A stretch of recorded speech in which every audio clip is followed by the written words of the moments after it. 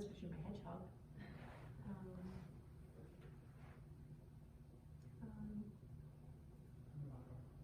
How club works. So you might be in your first, second, or third academic term, and the term before you go off on your first co-op term, you will take a professional development course where you learn how to build your resume, cover letter, those key interview skills.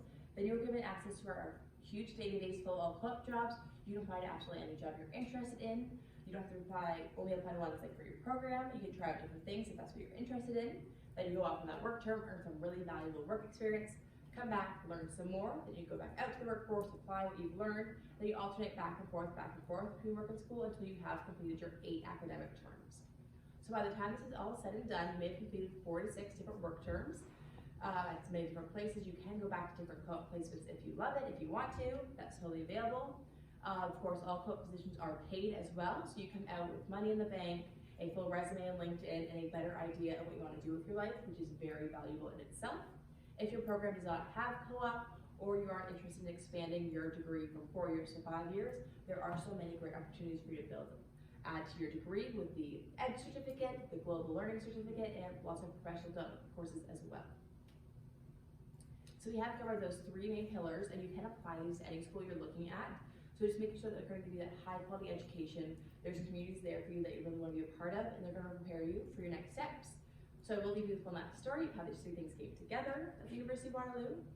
So Jason Tam was a young boy living in Cambodia when his aunt tragically died due to a landmine accident. So this stayed with him through life until he came to the University of Waterloo as a mechanical engineering student. And when it came time for his final year capstone project, he drew upon this for inspiration, where he created robots that locate landmines, opens them up, and melts the TNT inside, making them no longer deadly, dangerous, and destructive. He was then able to use great startup resources available through the University of Waterloo to grow this into a company called D-Mine Robotics that saves lives across the world every single day.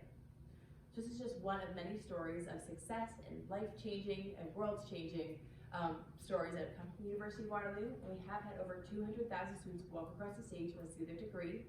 I myself did a couple months ago. So you never know if in 4, 5, 6 years from now, it'll be students sitting in the exact same chair as you are today, hearing about your story and seeing the great things that you did in the world while you were at the University of Waterloo. So I do really encourage you to keep the University of Waterloo in mind as you are now starting to apply and look into your next steps. As I mentioned, great resources available with those books right there in front of you. And of course, we do have tours going on every single day. If you want to ever come down and check out the campus, it's a great way to get a feel for a school. And of course, you can also follow us on social media. It froze again, but the social media links will be up there. Aha, there it is. So yeah, you can follow us on social media, see what day in life is like for current students and alumni and great things like that.